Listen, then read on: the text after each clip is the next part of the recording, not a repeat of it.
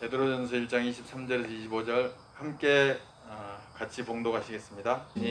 살아있고 항상 있는 하나님의 말씀으로 되었느니라. 그러므로 모든 육체는 풀과 같고 그 모든 영광은 풀의 꽃과 같으니 풀은 마르고 꽃은 떨어지되 오직 주의 말씀은 세세토록 있도다 하였으니 너희에게 전한 복음이 곧 이 말씀이니라. 아멘.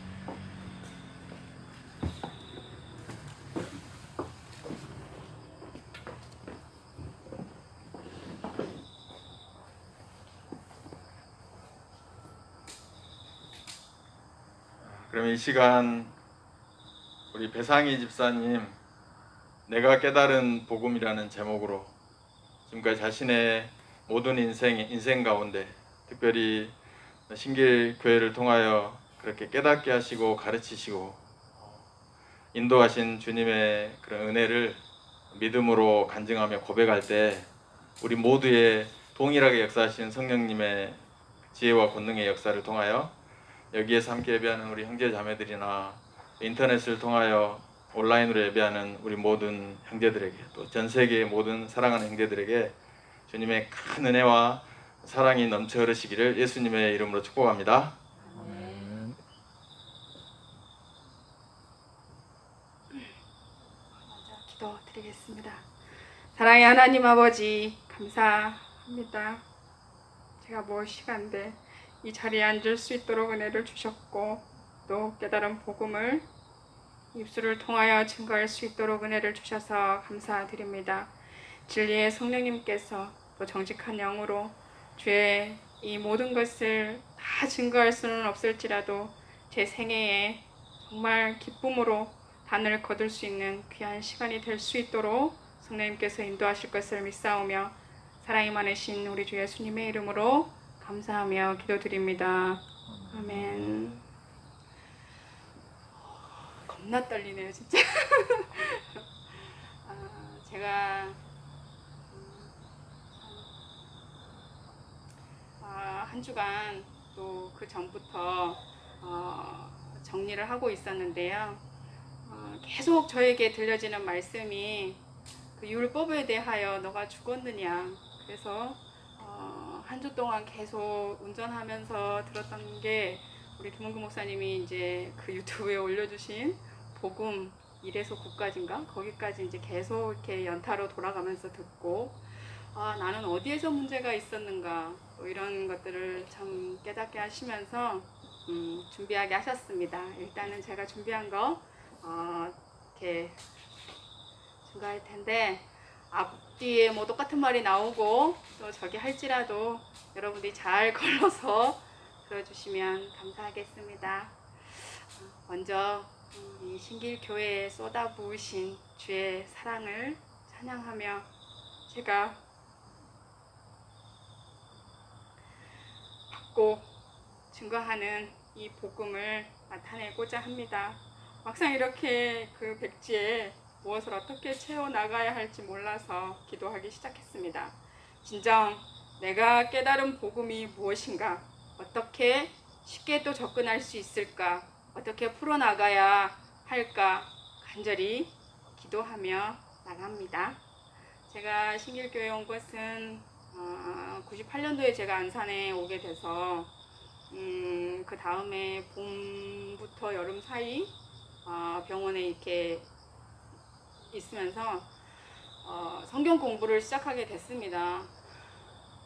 근데 환자가 너무 없어서 그 시간이 참 귀했는데 말씀만 보려고 하면 환자들이 오고 그런 시기였던 것 같아요. 그러면서 저는 또 사회 초년생이었고 믿음도 그렇게 많지 않았고 많다고 표현하는 게 좀 이상하지만 믿음도 없었다고 생각이 들어요. 그 주변에 많은 큰 교회도 있었고 제가 이제 올라오면서 부모님께 육신의 부모님께 약속한 게 있었어요. 주일 성수는 꼭 지켜라. 제가 이제 어렸을 때 교회를 가지 않거나 그러면 아마 식사가 제공되지 않았던 것으로 기억이 됩니다. 그래서 이제 그런 것도 있겠지만 이렇게 떨어져 나와서 가족과 떨어져 있을 때 저에게 무엇이 중요한지 잘 몰랐었어요. 그냥 그곳에서 벗어나고 싶다라는 생각에 올라왔었고, 또 이렇게 이제 신길교회 다니면서 그저 그냥 왔다 갔다 하는 그런 교인이었다고 할까요? 그래서 이제 그 성경 공부를 하기 시작하면서 제가 지금 저쪽에 있는 그 고추장 삼겹살 자리죠. 그쪽에 있는 그곳에 이제 발을 딛게 됩니다. 그때도 참 많이 힘들었던 그런 시기에 육신으로만 이렇게 살았던 저였다라는 것을 깨닫게 하셨어요. 지금 생각해 보니까 참 철도 없었고, 목사님, 사모님도 한나리부가 그렇게 있는데 철 딱선이 없이 가가지고 밥 주세요. 저 뭐 아무것도 저기 구애받지 않고 했던 그런 철없던 시절이었었는데, 참 그곳에서 누렸던 그런 작은 행복들 이렇게 참 주마등처럼 이렇게 지나가게 하시더라고요. 이 준비하면서 그러면서 제가 못하는 반주로 또 잠깐 있었고, 그리고 이제 그러면서 그 예배 후에 우리 목사님께서는 이렇게 둥그렇게 앉아가지고 은혜 나눈 시간을 늘 중요하게 생각하셨던 것 같아요. 근데 저는 그 자리에 앉으면 뭐 앵무새처럼 몇 마디 이렇게 조금 나누다가 뭘 물어보신단 말이죠. 오늘 받은 은혜에 대해서라든가 아니면은 이제 그날 설교하셨던 말씀 중에 이러한 것들을 깨달았을까 하는 그런 질문으로 하셨을 텐데, 저는 이제 그 말씀을 들으면서 말을 하다가 틀리면 어쩌지? 그래서 이제 패스하기가 다반사였고, 그리고 또 그 다음 주에 이렇게 하면 나는 오늘 무슨 얘기를 해야 되지? 그러면서 그 자리가 참 많이 가시방석이었다라는 생각이 들었고 불편했었던 것 같아요. 그래서 그 이야기 갖고 왜 자꾸 돌아가면서 그런 말을 해야 할까? 부담이 정말 많았던 거죠. 근데 생각해보니 그런 시간이었잖아요. 교제의 시간이었고 또 은혜를 나누자고 하는 좋은 취지였었을 텐데, 참 무던히도 그것들을 받아들이지 못했고 거부 반응이 있었고 그랬던 저의 모습을 이렇게 보게 하셨습니다. 근데 그것이 훈련이었고 지금 여기 제가 이 시간에 여러분께 간증할 수 있는 그런 원동력이 되지 않았나 싶습니다. 참 서론이 많이 길었지요. 저는 진짜 제가 제 자신이 진정한 죄인이었다는 것을 깨닫기까지 정말 수년의 세월이 걸렸습니다. 맨날 하는 말이지만 내가 그렇게 죽을 죄인이야? 내가 누구를 죽였어? 내가 살인했어? 아니면 누구한테 이렇게 뭐 해코지를 했어? 뭐 이런 그런 믿음 없는 그런 말들로 저를 이렇게 합리화시켰던 그런 시절이었습니다. 예전에는. 근데 참 주님은 그 아담의 한 사람, 그 하와에게 뱀이 유혹해서 그렇게 죄를 지었다라는 그 사실은 알겠는데 나와는 뭐 별 상관이 없지 않나? 근데 나는 성경에서 뭘 배웠지? 창세기부터 이렇게 처음부터 읽어볼 때 그냥 그건 역사적인 사실이고 참 나와는 그렇게 연관이 없는 별개라기보다는 그거는 그냥 성경에 있는 말씀이고 나는 나고 이랬던 그런 그리고 무슨 말씀을 해도 그냥 그것은 지식으로만 들리는 그러한 시절이었던 것 같아요. 그때 그 시절은. 근데 이제 어느 순간에 저희 목사님이 거듭나셨습니까? 죄가 없습니까? 그럼 당신은 율법에 대해서 죽었습니까? 뭐 이런 질문을 하시는데 보통 무슨 소린지 어디서부터 나는 정립을 해서 어디서부터 깨달아야 될 것인가, 이런 그 혼란, 절실하지 못함, 그런 것에서 제 자신을 발견합니다. 근데 말씀에는 적혀 있잖아요. 물과 성령으로 거듭나야 하나님의 나라를 볼 수 있다. 근데 전 전혀 믿음이 없었나 봅니다. 그 말씀이 그냥 설교하시는 말씀이고, 근데 저는 언제 그걸 깨달았을까요?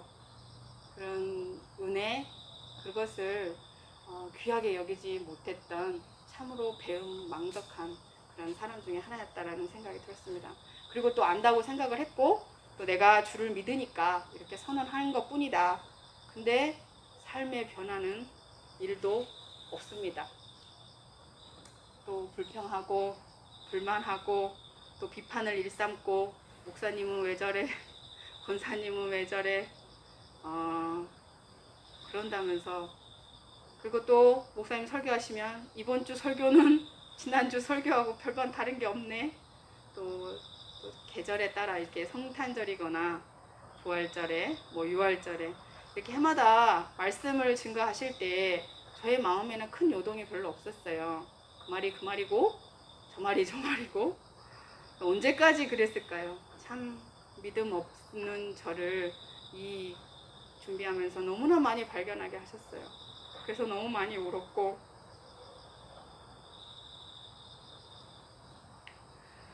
그리고 이제 조금 깨닫고 나면 그게 뭐 엄청 업이 되는 거예요. 그냥 나 이제 이거 깨달았어. 딱 거기까지. 믿음이 자라야 한다고 하는데 믿음이 어디서 어떻게 자라는지도 모르고, 지금 이제 아파트 이렇게 짓고 있는 거 보면 30층 이상 가잖아요. 근데 저는 10층도 미치지 못하는 그런 상태였다고 생각이 듭니다.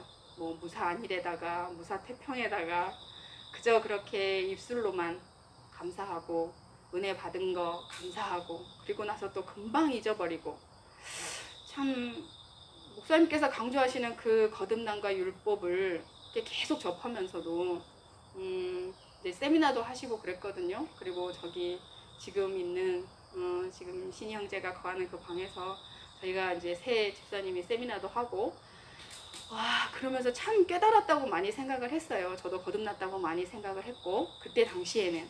근데 막상 이제 큐티가 이어지고 말씀을 증거해 보세요, 또 나눠 봅시다 그러면 그때는 이해가 돼. 그래서 이런 말씀이구나. 또 그때는 이해가 되면서 이제 막상 정리해 보고 이렇게 말씀을 해 보세요 라고 하면 앞에서 어찌나 버벅거리고 어떡하지? 이런 그런 두려움, 공포 이런 것들이 조금은 저 안에 있었던 것 같더라고요. 그런 것은 거듭나지 않았기 때문이고 거듭나지 않았기 때문에 그 말씀에 대해서 전혀 이해를 할 수 없었던 거죠. 그래서 별개라고 생각이 들었고, 또 한 주는 하나님께서 우리 목사님께 그 많은 은혜를 주셔가지고 너무 기뻐서 막 이렇게 우리에게 전하시는데 그거는 목사님이 받은 은혜시고 나는 잘 모르겠네. 그래서 저는 기도하기 시작했습니다. 그런 믿음을 달라고. 저에게도 동일하진 않지만 정말 진심으로 기뻐할 수 있는 그러한 믿음을 달라고 기도한 적이 있었어요. 그리고 이제 신길 이 주말 농장에 베풀어 주신 그 은혜와 증거가 너무나 많이 있는데도 불구하고 참 그때 그 받았던 그 보고 제가 눈으로 보고 느끼고 했던 그런 모든 은혜들을 진짜 감사만 했고 고백은 했으면서 내 마음의 의심 또 불신앙 그런 것에 대해서는 한쪽으로 이렇게 제껴놓고 외면하고 있는 상태였다는 것을 알게 하셨습니다. 그래서 거듭나지 않은 상태, 또 의식에서만 알고 있는 그런 상태에서는 변화를 절대 기대할 수가 없었습니다. 그런데 지금은 이렇게 고백하면서 거듭남의 과정은 전적으로 하나님의 은혜임을 알게 하셨습니다. 또 말씀의 씨로 우리를 낳으셨습니다. 우리는 창세 전에 이미 예정된 자로서 내정되어 있다가 정말 내가 진정한 죄인임을 온전히 깨닫고 예수님의 그 십자가의 보혈의 공로로, 즉 우리 예수님의 그 피로 죄 사함을 받았다는 것을 알게 하셨습니다. 그래서 옛사람인 나는 내가 죽을 죄인인 것을 알고, 또 주가 십자가에 못 박혀 죽으심과 동시에 나도 그 옛사람도 못 박혀 죽고, 또 주님이 사흘 만에 그 죽은 자 가운데서 다시 사신 그 부활의 능력으로 죽었던 나도 주의 영과 합하여 한 영으로 새롭게 살아나서 아버지를 아버지라 부르고 하나님의 자녀라 되는 권세를 가지고 그렇게 거듭난 자, 물과 성령으로 새 생명을 얻은 자로 또 새로운 존재가 된 것입니다. 이것이 거듭난 나의 존재라는 사실을 깨달았을 때 정말 내가 그렇게 죽을 죄인이었구나 라는 것을 한 번 더 깨닫게 하셨습니다. 그 전에 가지고 있던 그 믿음 없음을 온전히 회개하게 하셨죠. 그러면 거듭난 나는 이제 어떻게 이 세상의 난관을 극복하고 살아가고 무엇으로 살고 또 예수님과 같이 어떻게 살아갈까 하는 고민에 빠지게 됩니다. 하나님의 은혜라는 생각이 들었습니다. 또 성령의 인도하심에 순종해야 하는 것이 마땅하고 또 믿는 자로 그렇게 살아가야 할 텐데 그렇지 못할 때 저는 또 낙심합니다. 나는 연약한 자고 나약하고 미련하니까 딱 여기까지가 나인가 보 넘어지고 자책하기도 합니다. 근데 그거는 거듭난 자의 그런 마음이 아니겠죠. 거듭나지 못했던 하지 않고 그냥 내버려 두었던 그런 무의식 속에 있는 나, 또 의식을 하겠지만 그냥 나는 거듭났다라고만 생각을 하지 그 내면에서 그 불신앙과 그런 것들을 한쪽으로 이렇게 치우쳐 놨기 때문에 더 이상 자라지도 않고 발전도 없는 그런 자였음을 또 깨닫게 하셨고, 근데 그 거듭난 자가 그냥 있는 것이 아니라 하나님께서는, 주님께서는 이렇게 자라라고 하시더라고요. 성장하라고. 근데 우리는 예전에 배우기를, 저는 신길교회 와서 그런 말을 처음 들었던 것 같아요. 그때도 고백을 했지만 이신칭이 점진적 성화. 제가 이제 어렸을 때 교회 다닐 때는 성령님에 대해서 조금 배웠고 그 성경에 있는 말씀들로 인해서 이렇게 설교를 들었기 때문에 그런 말씀에 대해서 접할 기회가 별로 없었던 것 같아요. 근데 그런 말씀을 이렇게 들려주셨을 때 제가 믿었던 그런 것은 다 무엇이었던가? 그럼 나는 잘못된 믿음을 가지고 있었나? 이렇게 생각해야 될 텐데 그게 아니고 저건 또 어느 나라 말인가? 어느 세계에 있는 것인가? 이런 참 그 믿음 없는 그런 아이러니 이런 속에 빠질 때도 있었어요. 근데 참 그 말씀 안에서 그 모든 것이 해결이 되더라고요. 죄는 남아있는데 어떻게 주님을 믿는다고 하는 사람에게 너는 이제 구원받았으니까 구원받은 자로서 그렇게 살아라. 그러면 점차적으로 하나님 앞에서 네가 이렇게 성화되어 가는 모습으로 주님 앞에 갈 것이다. 근데 그 말이 맞는 것 같잖아요. 그런데 저희 목사님께서는 처음에 이렇게 말씀을 증거하실 때 한번 믿었으면 구원을 받았으니 거룩하여지고 또 깨끗하여졌고 죄에 대해서 다 용서함을 받았는데 죄가 남아있다라는 거, 그러면은 어떻게 변화가 될 수 있을까? 아까 저희도 말씀드렸듯이 거듭나지 않았는데 그것들을 어떻게 받아들일 수가 없잖아요. 그래서 참 많이 그 말씀에 대해서 고민해 봤습니다. 그리고 이제 그 성화라는 말 자체도 처음에는 잘 몰랐었는데 공부하면서 그게 정말 자라나는 성장 과정이구나라는 것을 이렇게 저에게 인식하게 하셨습니다. 그래서 제가 이제 그런 막 그 갈등 가운데 있었을 때 믿음의 말씀, 그 말씀의 그 씨앗의 비유가 있잖아요.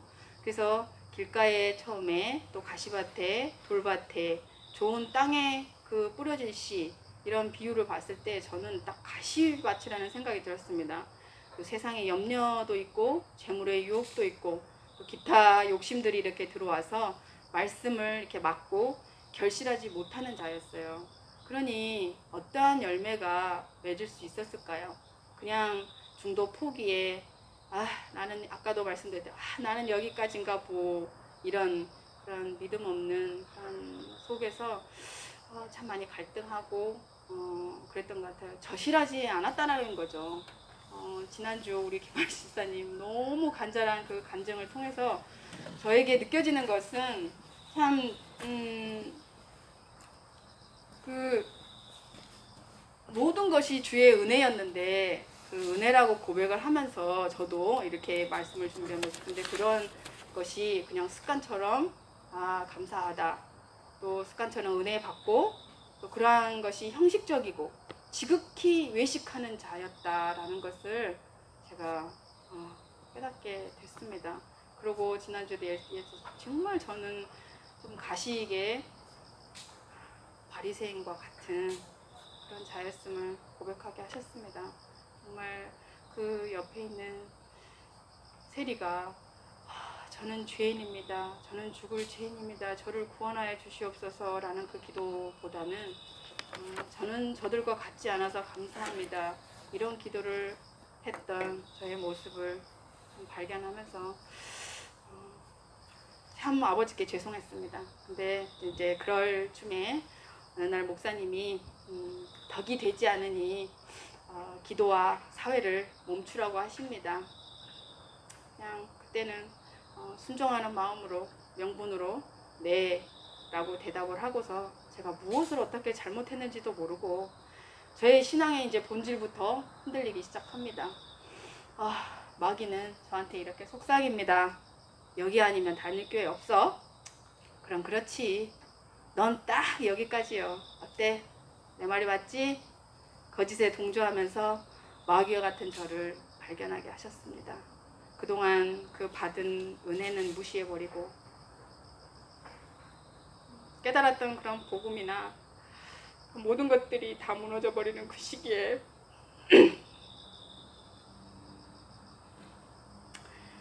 그 상황 속에서 그래도 저에게 은혜가 있어서 지옥 가기 싫어요, 아버지. 진짜 가기 싫어요.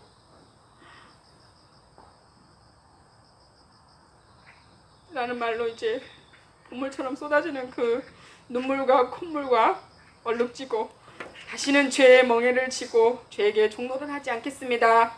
깊은 회개와 감사가 끝나고 직접 이제 목사님께 올라가서 잘못한 부분을 인정하고 용서를 구했습니다. 이것이 저에게 있어서 진정한 인격적인 회개가 아니었을까 생각합니다. 그래서 거듭난 자는 다시 율법이라는 죄를 알게 하는 그 죄 가운데로 들어가지 않는 것입니다. 참으로 거짓에 동조했고 그러한 그 사실들을 이렇게 제가 느끼고 회개하면서 하나님께 산 자가 무엇인지 고민하게 되었습니다. 그래서 거듭난 자는 이제 앞으로 어떻게 살아야 하는지 그런 고민에 있다가 그러면 우리에게 참 이 거듭난 자가 왜 8, 90% 이상 예수를 믿지 못하는 그런 오류를 범할까 생각해 보게 되고 그 육신의 생일 문제나 이제 고향이 어디냐 또 당신 어디로 들어왔냐 이런 질문을 통해서 봤을 때 내가 거듭났는지 안 났는지를 알 수 있게 하시더라고요. 막상 나이가 몇입니까? 그러면 40대 후반입니다. 어디에서 왔어요? 전라도 순천이요. 이렇게 하는 저의 모습이 어느 순간에 비쳤어요. 이거는 그냥 육신 안에 있는 나구나. 그리고 거듭난 나는 영적으로 어디에 있는가? 내 출발은 어느 선상에 있는가? 믿음 안에 있지 않는 저를 발견하게 됩니다. 믿음에서 거듭난 자는 주님 안에서 출발하기 때문에 주와 한 영으로 이렇게 나가니까 이런 말에 있어서 전혀 동요하지 않고 저는 하늘에 속한 자이고 하늘에서 보냄을 받은 자이기 때문에 여기 있습니다. 이렇게 대답하는 것이 옳을 텐데 아무 생각 없이 그랬던 저를 이렇게 보면서 당황했습니다. 그래서 내면에 즉 무의식 속에 자라는 여전히 육신 안에 있었고 또 그렇게 쉽게 발견하는 그 호칭 문제들 있잖아요. 예전에 이제 그 호칭 문제로 인해서 제가 이제 육신의 모친에게 누구누구 권사님 안녕히 계셨습니까? 라고 이렇게 얘기를 하니까 되게 당황하시더라고요. 아니 왜 그렇게 하냐고 그런 그 해결하지 이렇게 했을 때 굉장히 당황하시는 그 모습 속에서 왜 그럴까? 근데 이 문제를 해결하지 않고서는 저에게도 큰 그런 그 변화가 없었던 것 같아요. 근데 자녀들과 사이에서도 누구누구 형제님, 누구누구 자매님 처음에는 되게 어색하고 그랬었단 말이죠. 그리고 이종원 집사님한테도 제가 그렇게 얘기할 때 조금 처음에는 그런 것들이 이렇게 당황스러웠던 것 같아요. 그리고 나서 이제 생일 문제로 넘어갑니다. 요즘에 이제 저희 식구들 이렇게 육신의 그 형제들의 이제 생일들이 이렇게 있으면서 그 가족방에 이렇게 생일 축하하는 그런 메시지들이 와요. 근데 저는 늘 그걸 축복합니다라고 합니다. 거듭난 자로 있을 때 축복합니다 이렇게 메시지를 남기고 그 이후로는 말이 없어요. 저도. 근데 이제 그 문제가 아직 이렇게 해결되지 못하는 그런 속에서 봤을 때 나도 그곳에 동조하고 있는 건가? 이런 생각이 들면서 이제 안 합니다. 지금은 작년까지만 해도 그냥 그렇게 했었는데 그러면서 드는 생각도 이종원 집사가 그랬어요. 선포하라고. 더 이상 여기 이 방에서 뭐 축복하지 않을 거고 축하하지 않을 거면 아무 말 하지 말고 선포를 하라고 그렇게 얘기를 하셨는데 참 저보다 믿음이 낫다는 생각이 들었습니다. 그래서 이 문제를 해결을 하고 또 가정에서 이제 지금 생일 문제로 크게 다룬 적도 있고 있었는데 그러면서 이제 저를 향해서 그런 얘기가 있었어요. 3단이냐 2단이냐 너가 믿는 하나님과 내가 믿는 하나님은 다른갑다 이런 말까지 들으면서 있었는데 하나님은 아시죠? 한 분이시잖아요. 홀로 계신 분 한 분이신데 어찌 두 분으로 갈리고 세 분으로 갈리겠습니까? 그건 잘못된 신앙이라는 것을 깨닫게 하셨습니다. 지금은 진리 안에서 자유롭고 육신에 매여 있지 않기 때문에 또 육신대로 살 것이 아니고 영으로 살아있기 때문에 이 문제는 해결이 됐습니다. 저 안에서는. 그렇다고 그걸로 인해서 다른 사람들에게 덕이 되지 않는다면 큰 문제가 될 수도 있겠지만 지금 저희 가정에서도 서서히 이렇게 이루어져 가고 있기 때문에 확신할 수 있는 거라 생각이 들었습니다. 또 그리고 이제 그런 생각이 또 들었어요. 거듭나지 않았고 옛사람이 죽었다고 이렇게 거듭났다고 생각을 했고 옛사람이 죽었다라고 생각을 했는데 어느 순간에 김한희 집사님 막 이렇게 얘기를 하면서 이거 죽은 것도 아니고 산 것도 아니고 그냥 끄슬려 가지고 이렇게 좀비처럼 왔다리 갔다리 하는 그런 자 아니야 우리는? 이런 생각이 문득 들면서 얼마나 웃었는지 몰라요. 그래서 내가 이제는 확실하게 노선을 그어야 되겠다 결단이 필요했습니다. 그래서 또 간절히 기도하고 기도했습니다.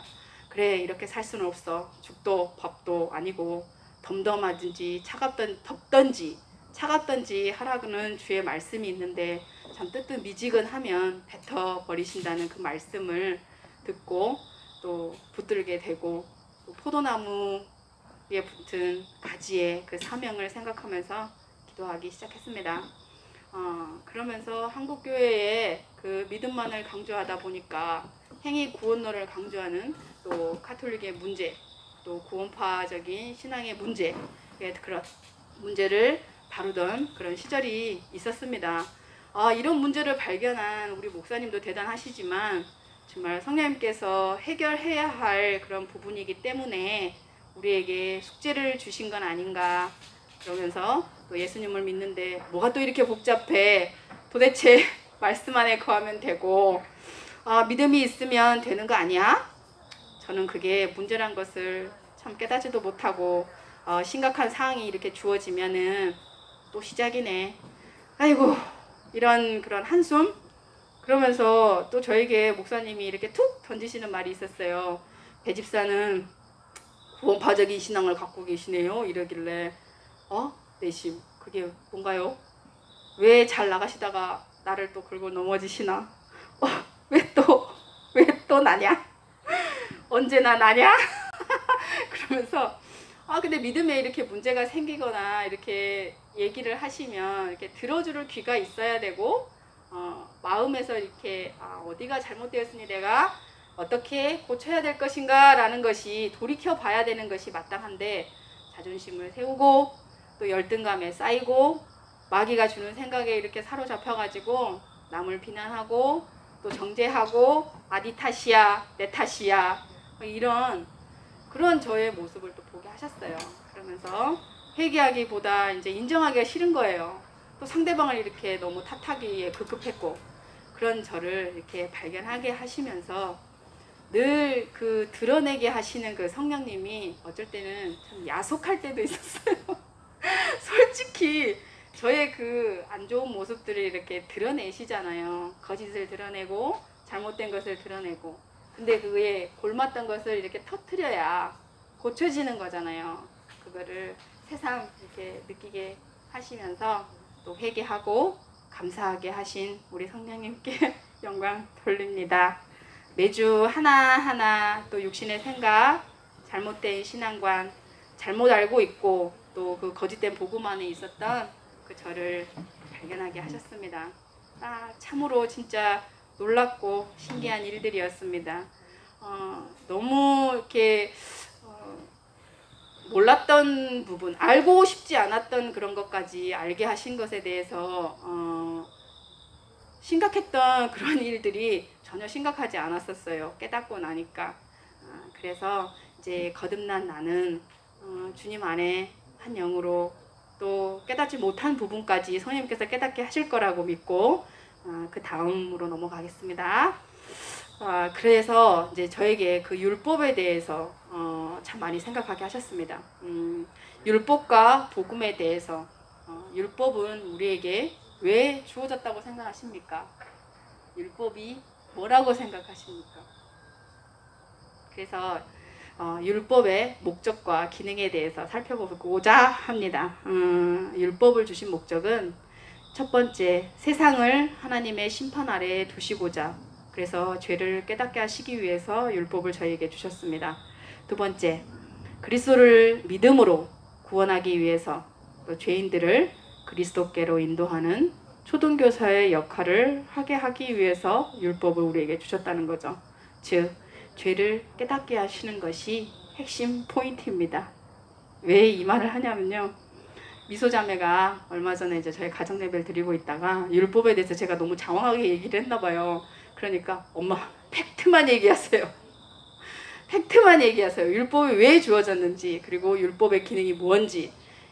그래서 제가 이제 와, 나보다 낫구나. 그러면서 되게 좀 흐뭇했었습니다.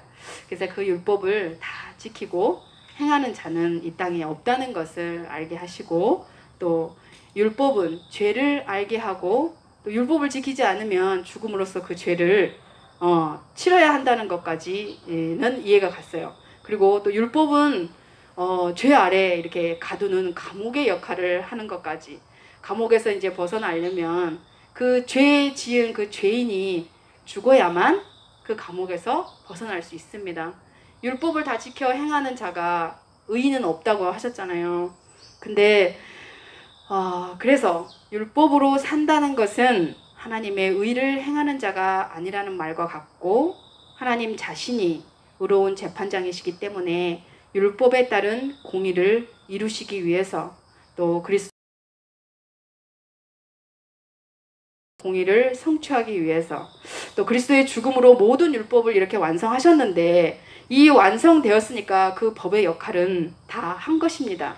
더 이상 필요하지 않고, 또 그리스도께로 인도하는 역할을 다 한 율법은 완전하게 그 사명을 다 했기 때문에 더 이상 율법의 그 죄에 우리가 있지 않다는 것을 인정하게 하셨어요. 처음에는 이 말씀이 너무 어렵게 다가와가지고 하나님께 대해 산 자라고? 나는 그럼 지금까지 죽어있던 자구나. 죽어 있었나?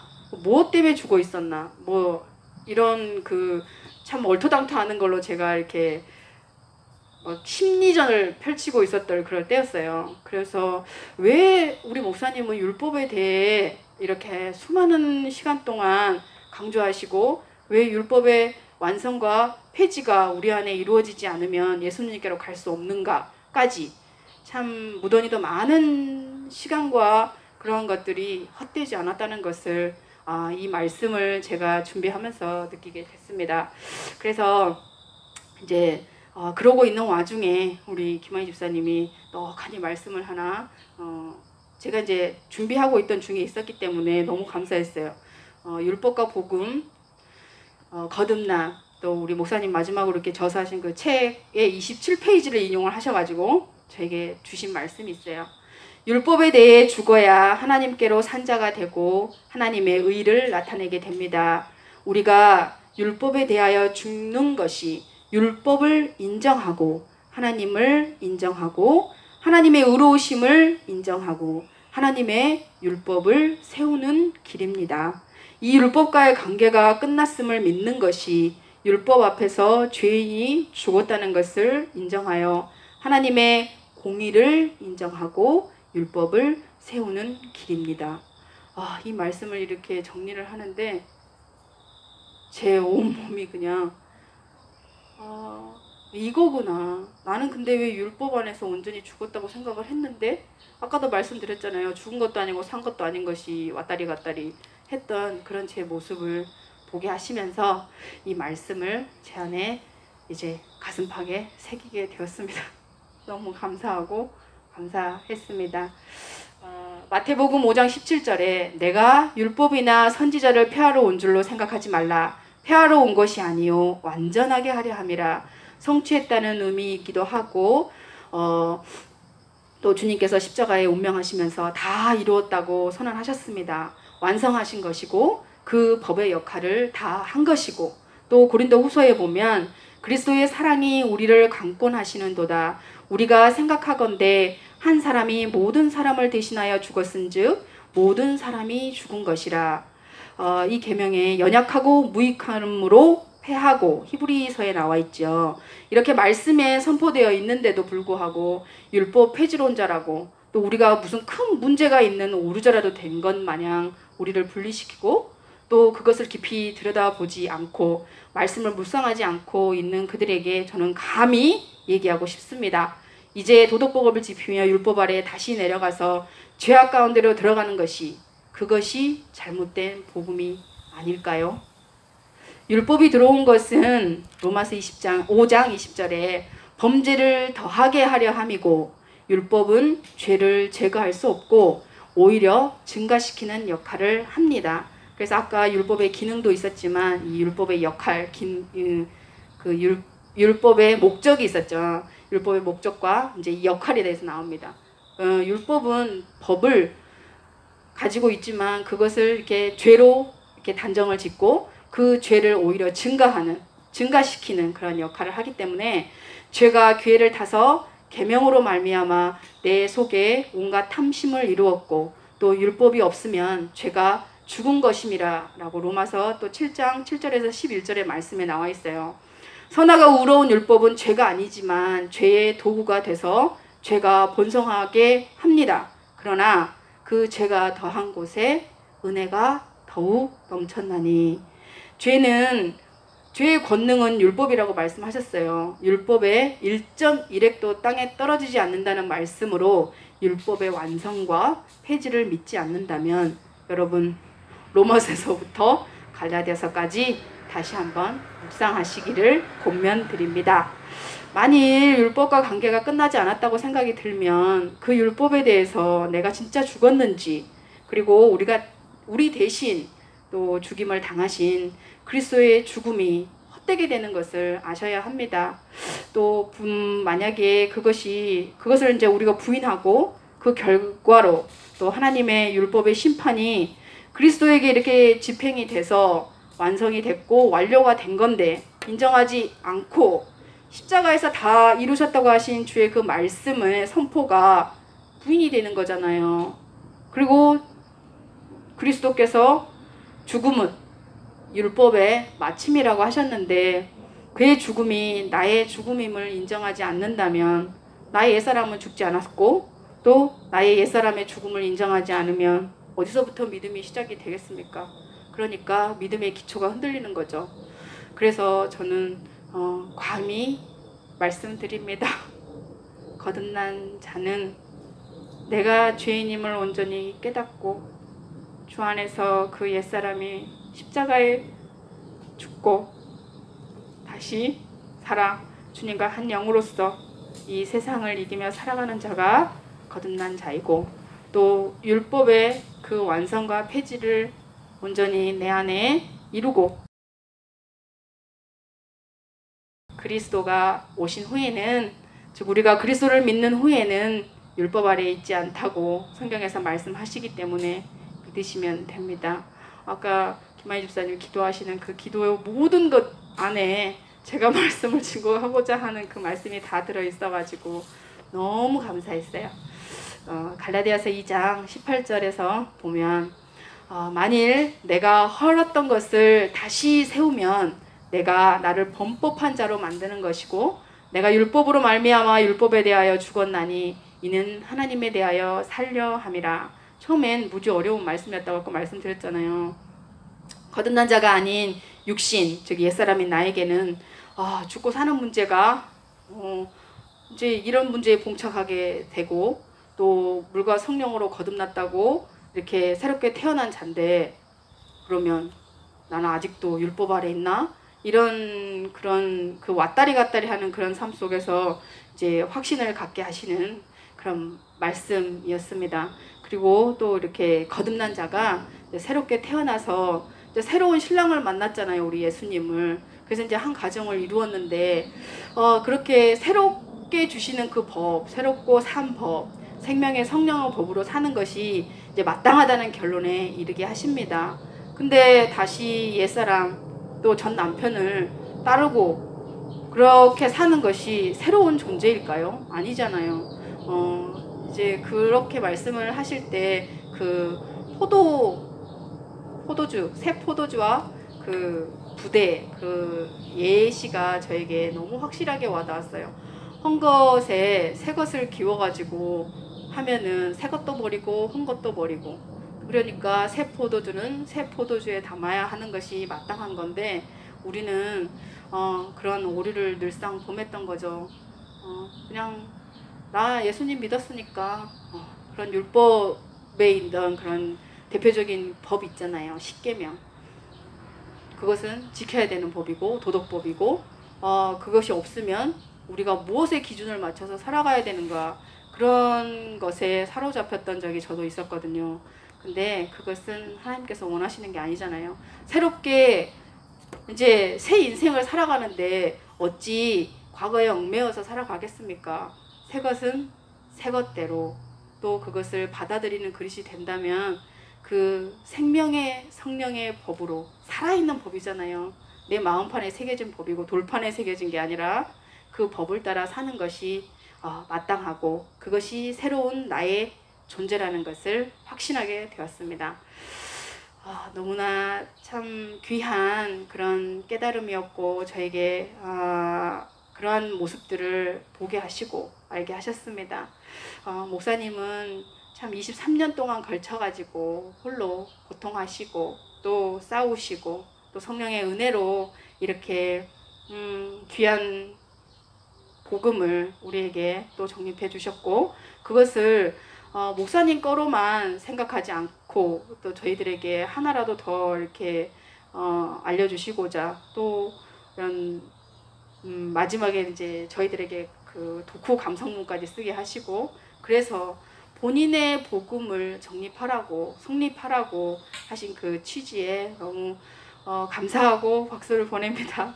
또 곁에서 이제 우리는 바라만 보고 있었고, 나와는 별 상관이 없는 듯 또 일상적인 은혜에 감사했고, 그저 깨달은 것에만 족했던 그런 우둔한 제 자신을 또 발견하고 회개하게 하시고, 또 더욱더 예수님을 알기를 갈망하게 하셨습니다. 목사님들 말씀하시기를 3, 40년 교회를 다녀도 정말 발전이 없고 성장이 없다면 죽은 거나 매 한 가지라고 말씀을 하셨어요. 예전에 제가 그랬더라고요. 그 횟수가 중요한 게 아니잖아요.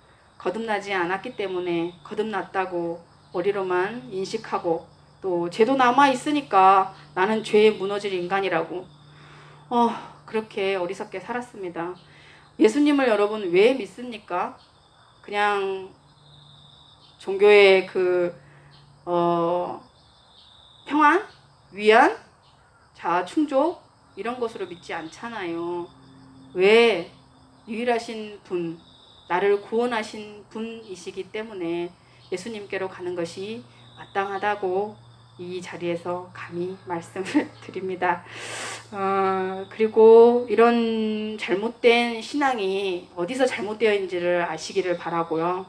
또 그러한 잘못된 신앙이 진리인 양 이렇게 벗어나지도 않고 그러한 속에 뭐가 잘못되어 있는지 그 마귀의 괴계에 빠져 있으면서도 모르고 지내는 그들을 정말 긍휼히 여기고 그들이 속히 회개할 수 있는 그 기회가 주어졌을 때 정말 주님 앞에 회개하는 그러한 역사가 이루어지기를 이 시간 바라면서 이제 마무리해 보려고 합니다.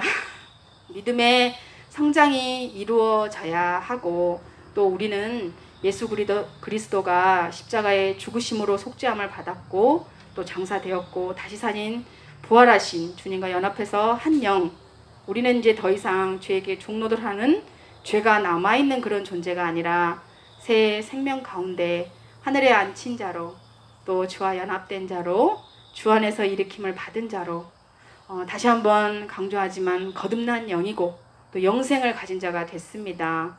그래서 아담의 몸, 죄인의 몸과 완전히 분리되었기 때문에 새로운 존재, 말씀에 씨로 나온 거듭난 존재가 된 것입니다. 그럼 지금 이 몸이 뭘까요? 영이 거하는 장막이라고 보시면 될 것 같습니다.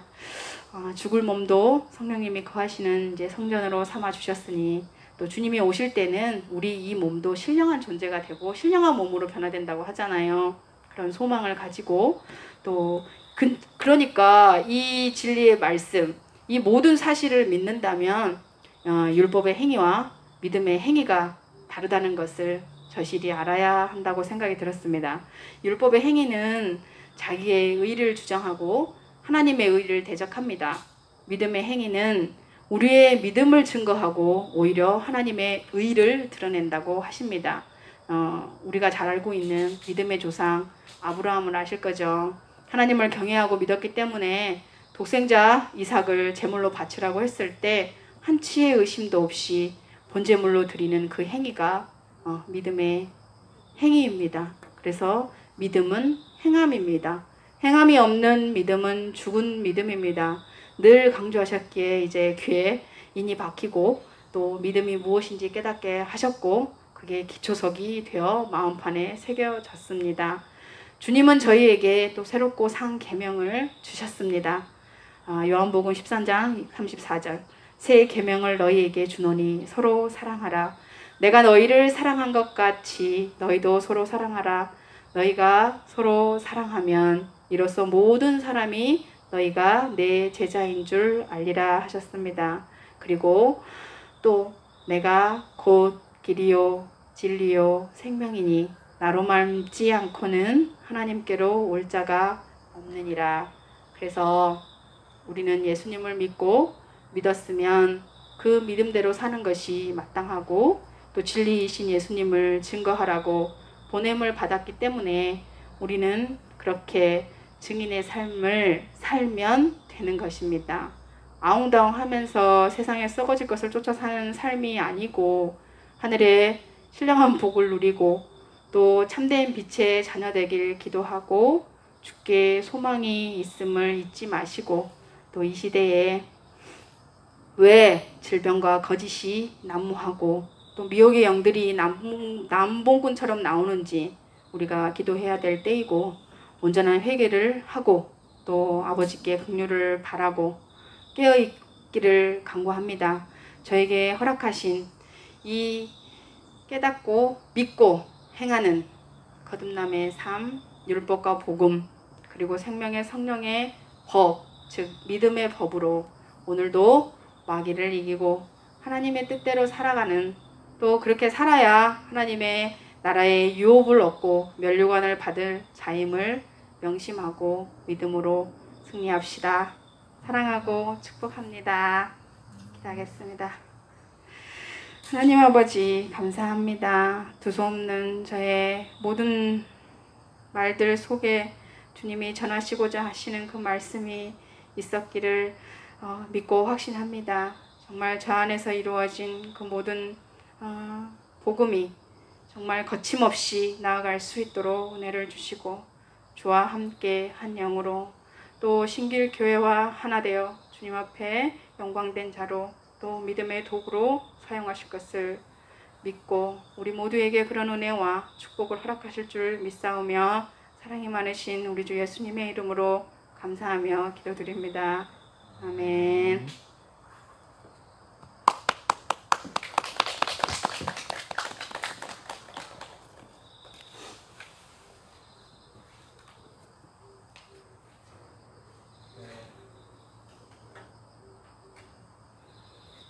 배상희 집사님 수고 많으셨습니다. 집사님의 그런 삶 가운데 베풀어 주신 그런 은혜의 간증을 들으셨는데 우리 이 시간 또 다 같이 여러분의 마음에 각자의 마음에 주신 주님의 감동 그 은혜를 나누는 시간을 갖겠습니다. 성령께서 인도하신 대로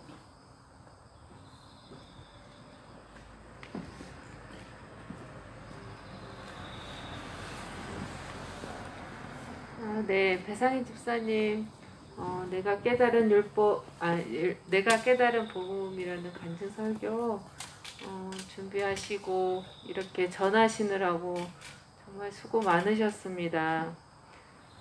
저는 집사님과 함께 동역하는 집사로서 많은 시간 함께 고통하고 고민하고 이런 부분에 대해서 기도하고 넘어지기도 하고 일어서기도 하고 참 많은 것들을 반복했던 그러면서 지금의 성장이 있기까지 함께했던 귀한 집사님인데요.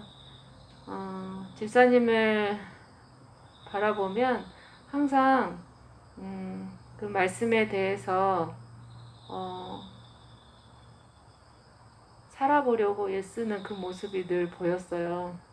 그리고 항상 정말 절대절명의 그런 순간에 정말 이것이 믿음의 일이고 지금 내가 하고 있는 일들이 믿음이 아니라는 것을 꼭 집어주기도 하셨던 정말 명확한 그런 분이셨는데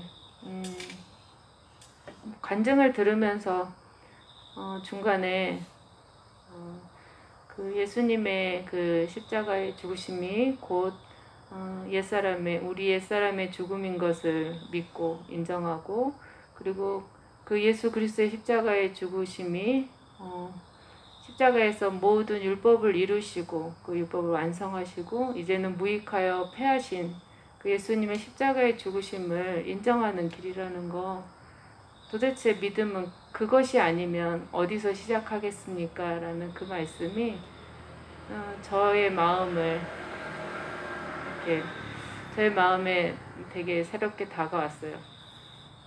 거기서 믿음이 시작되는 것이지 어디서 시작하겠습니까? 라는 믿음의 시작은 도대체 어디에서 시작하는 것입니까? 라는 그 말씀이 우리 모두에게 정말 믿음의 시작이 이제는 예수 그리스도를 믿었으니 이제 열심히 우리에게 주어진 그 도덕법을 열심히 지켜서 주님께 점점점 성화된 그런 모습으로 다가가야겠다라는 그런 마음을 먹고 있는 사람들에게 그런 잘못된 거짓된 신학에 물들어 있는 그들에게 진정한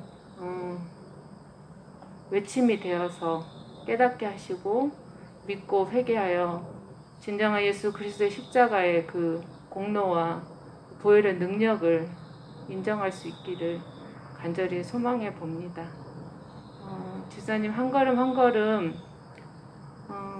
내가 정말 율법에 대하여 죽은 자임을 깨닫고 그 율법의 죽음을 통하여서 이 육체, 아담의 육체가 이제 분리되었음을 증거하시고자 생일의 문제와 호칭의 문제와 그 모든 육신의 가족들과의 관계에서 그것들을 실제로 행하신 분이에요. 정말 그 믿음에 감사드리고 하나님께서 반드시 집사님을 그 가족들을 진정한 그리스도인으로 거듭나게 하실 줄 믿고 감사드립니다. 정말 수고 많으셨고 감사합니다.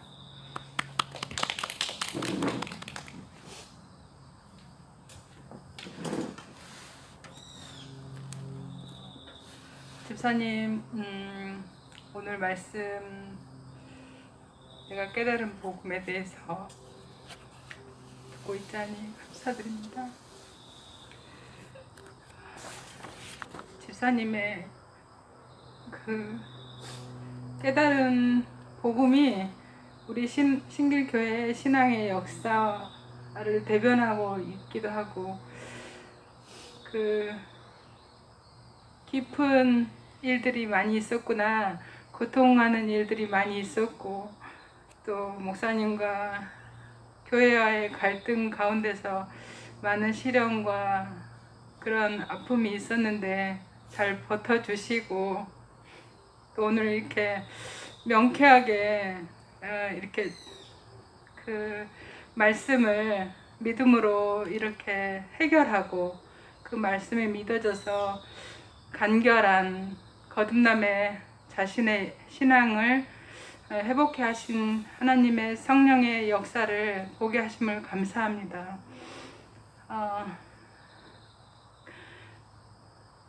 그 진국이라는 단어가 떠오르더라고요. 이렇게 뼈가 꼭 잘 우려져 가지고 잘 고아져서 이제 그 신앙이 반듯하게 그 주님만을 바라보고 또 일어설 수 있도록 목사님께서 그렇게 강조하셨던 말씀, 그 말씀이 있었기 때문에 우리 감정이 이렇게 마귀에게 끌려가도 끌림을 당하지 아니하고 좌절하지 아니하고, 또 세상과 가족과 또 많은 그런 외부의 압력과 또 그런 많은 방황을 이겨낼 수 있었던 것은 그 말씀, 또 목사님의 말씀이 진리였기 때문에 그 심령을 새 포도주가 새 부대에 담길 수 있는, 또 옛사람이 죽고 율법의 완성과 폐지를 믿기까지, 그 선언되어지기까지 일어나는 믿어질 수 있었던 그런 과거의 그런 아픔, 우리 옛사람의 죽음은 그렇게 마귀가 놓아주지 않으려고 하고, 죄가 이렇게 놓아주지 않으려 하고 그러는데, 주님은 우리를 그렇게 놔두지 아니하시고 성령 안에서 새롭게 거듭날 수 있도록 도우시는 것을 또 발견하면서 너무 감사드리고, 또 이렇게 집사님 오늘까지 이렇게 성도들의 고백이 끝나는데, 우리 모든 성도들이 말씀 앞에서 또 목사님 가르침 앞에서 고통하면서 자신이 이렇게 진리 가운데서 바르게 살 수 있었으면 좋겠다, 그런 믿음이 오고, 십계명의 그 도덕법을 꼭 지켜야 됩니까? 이렇게 했을 때 우리도 처음에는 긴가민가 많이 갈등했는데, 십계명이 그렇게 위대해 보였고 크게 보였고, 그렇게 좋은 선하고 의로운 법이라고 처음에 우리도 전통적으로 이렇게 알고 있었기 때문에, 믿고 있었기 때문에 놓을 수 없는 법이라는 법인데 왜 이렇게 헷갈려 했는데, 우리가 거듭나고 율법의 마침이 또 믿어지고, 율법의 폐지가 믿어지고, 예수 그리스도의 십자가의 죽으심이 어떠한 죽으심인 것을 우리가 믿어지고 또 깨달아졌을 때, 주님께서는 우리에게 새로운 생명의 성령의 법을 우리에게 주셨다는 것이 알고 믿어졌을 때, 생명의 성령의 법이 도덕법보다 훨씬 위이고 더 크고, 또 우리를 마음으로 우리의 마음을 얼마나 주님과 함께 하나 되게 하며 크게 하고 이 세상을 이길 수 있는 능력의 법인지를 알고부터는 이제 십계명에 대해서 이제 죽었구나. 그것이 우리를 살리게 하고 의롭게 하고 주님께로 가게 하는 법이 아니구나. 그 은혜도 알게 하시고 또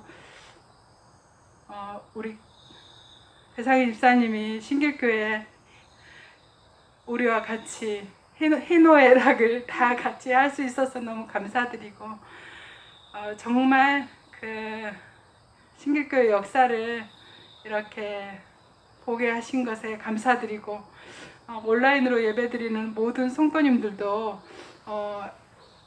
정말 이 진리를 나의 진리로 깨달을 수 있었으면 좋겠고 깊이 연구하고 고민하고 또 주님 앞에서 홀로 당당하게 서서 주님께서 요구하시는 그 믿음에 서서 세상을 이길 수 있는 우리와 같이 같은 마음으로 신길교회 큰 믿음의 일꾼들이 다 될 수 있었으면 좋겠습니다. 감사합니다.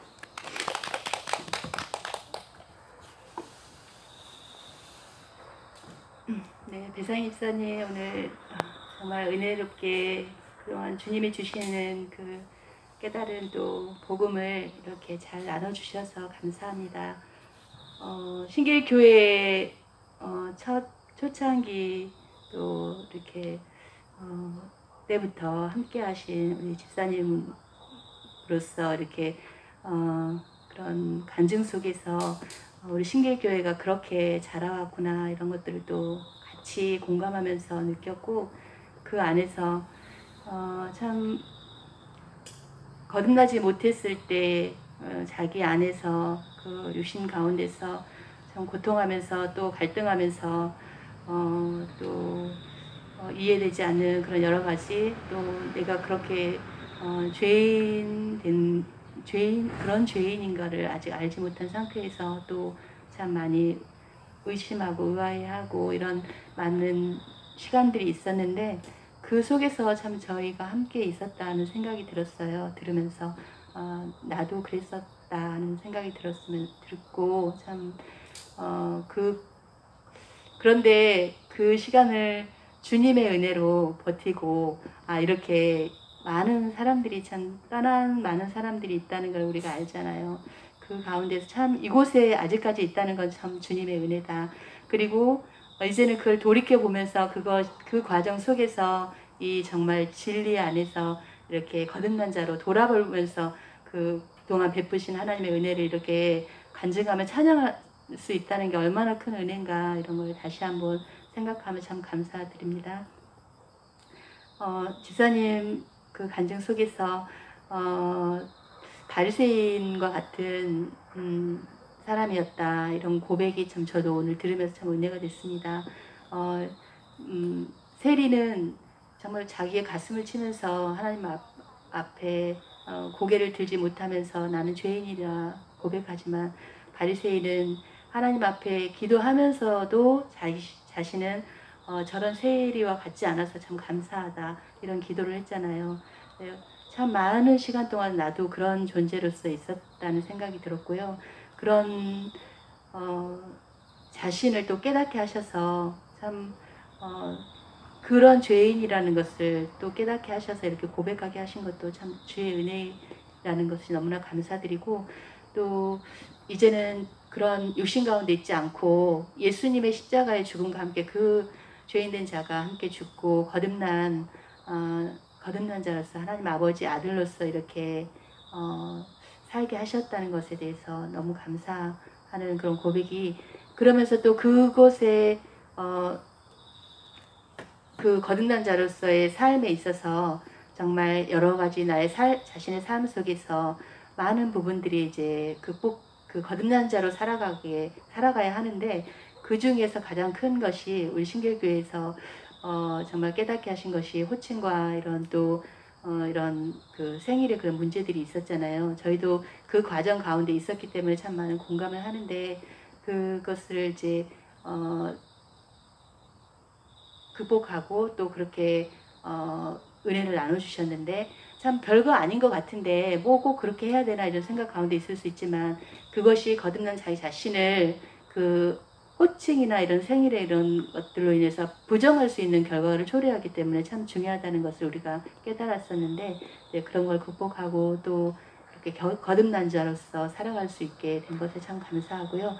또 이제는 그 율법에 대해서 죽은 자이기 때문에 율법을 지키면서 사는 것이 아니라 이제 내 안에 계신 성령의 인도하심을 따라 생명의 성령의 법을 따라 주의 말씀을 따라 그렇게 살아가는 자로서 고백해 주신 것에 대해서 정말 감사하고 우리 자신들도 함께 그렇게 이제 성장해 간다는 것에 대해서 동감하면서 너무 감사드립니다. 이상입니다.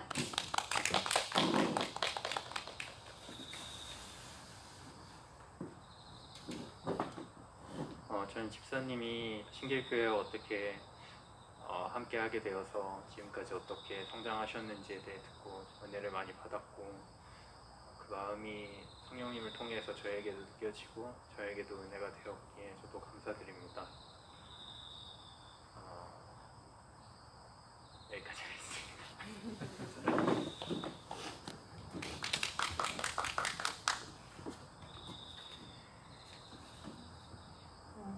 많은 시간 동안 집사님 많이 보고 했는데 점점 변화하는 모습이 보인다는 게 되게 좋은 것 같고요. 우리 다 함께 신길교회 성도분들 다 함께 육신이 사라지고 하나님의 자녀로 거듭나는 그 모습을 다 같이 체험하고 갔으면 좋겠습니다. 감사합니다.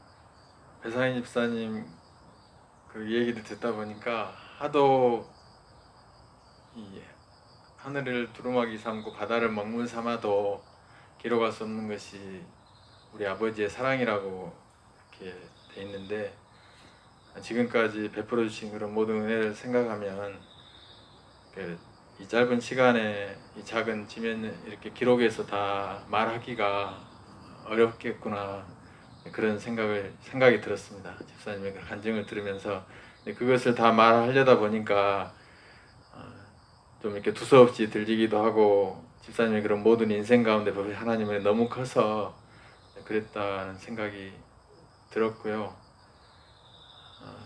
특별히 이제 아까 김한희 집사님 잠깐 말씀하셨는데 그런 주님의 은혜가 배상희 집사님이 받은 은혜는 참 특별하다는 생각이 들었습니다.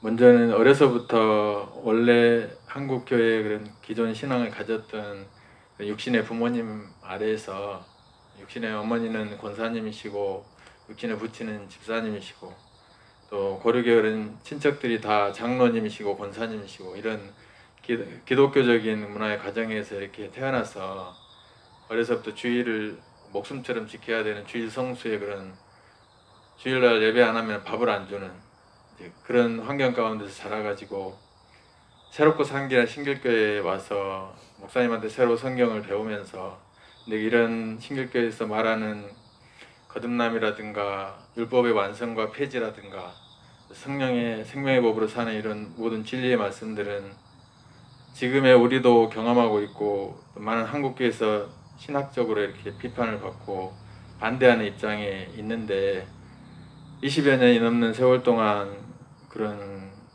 목회자와 동역하면서 또 한 교회의 집사로서 이렇게 직분을 받으면서 내면의 그런 여기만 교회야 아까 본인이 고백했듯이 마음에서는 부딪혀 와서 갈등이 되는데 나갈 수는 없고 이제 그런 갈등 가운데서 끝까지 버티고 견뎌서 이 자리에 서서 간증을 하고 있다는 게 너무 큰 주님의 은혜고 또 우리에게 복이고 집사님에게 그런 주님의 크신 사랑이다 이런 생각이 들어서 너무 감사했습니다. 무엇보다는 참 많은 사람들이 그런 갈등 가운데서 견디기 어려운 육신과의 전쟁 싸움에서 많이 떨어져 나갔는데 우리 배상희 집사님 끝까지 이렇게 버티고 견디고 진리 안에 섰다는 것이 너무 감사드리는데, 그 과정 가운데 특별히 더 감사한 것은 아까 여러분 말씀하셨는데 생일의 문제나 호칭의 문제, 우리는 거듭났으니까 더 이상 육신의 생일은 축하하지 않거든요.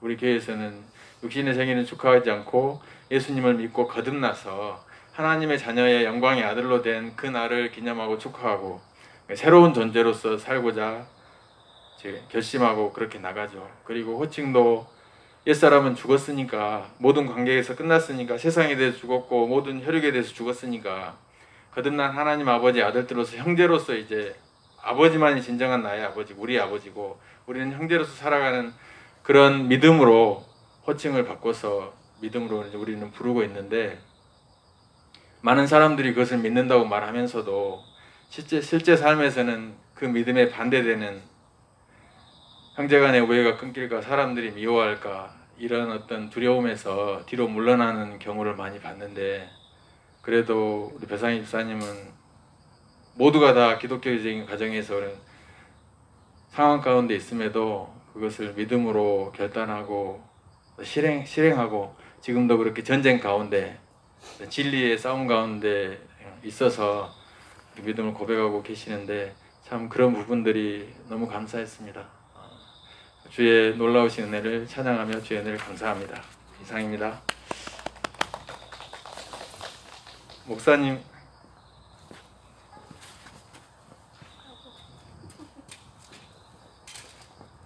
할렐루야.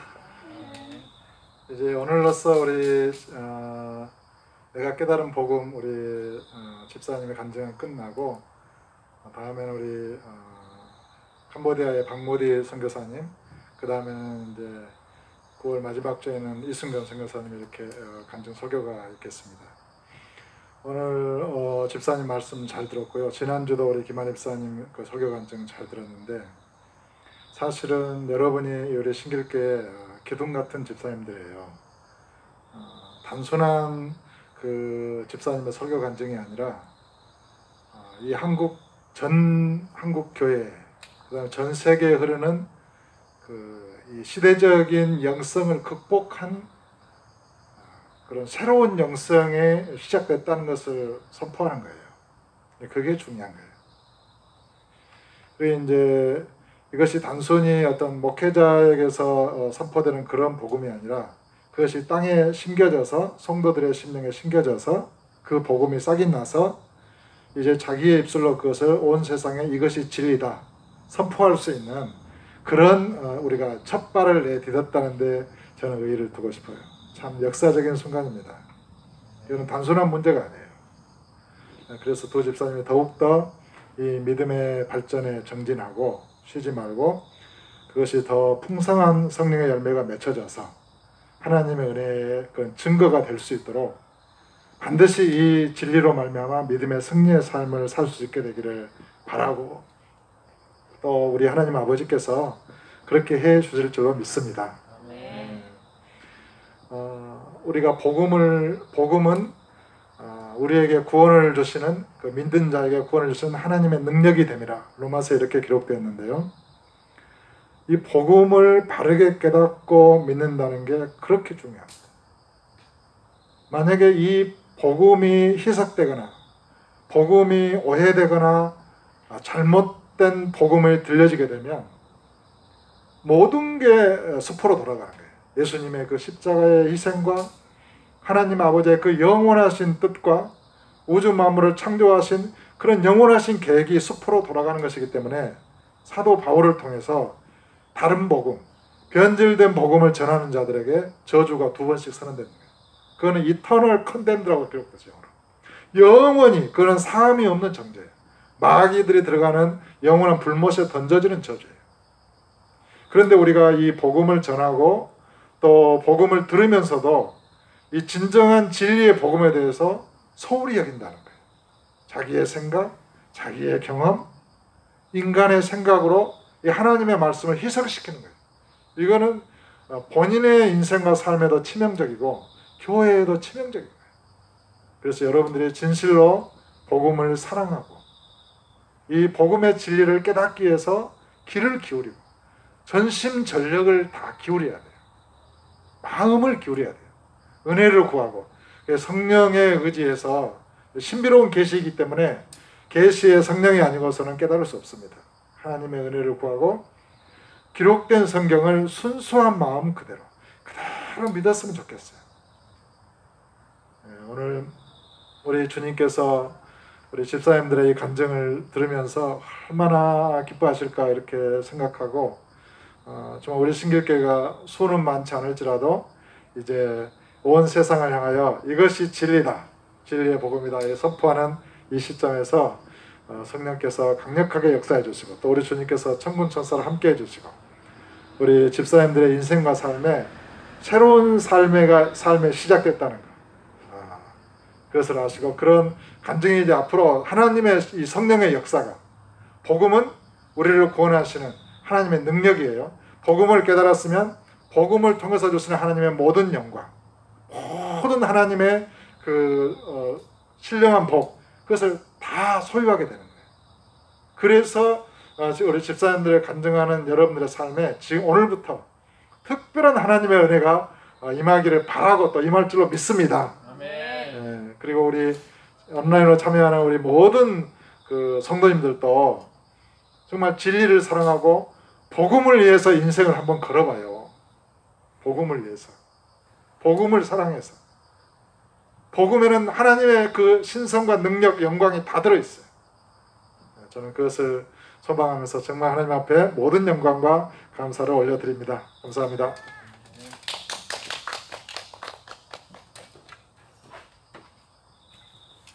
네, 그럼 이 시간 통성으로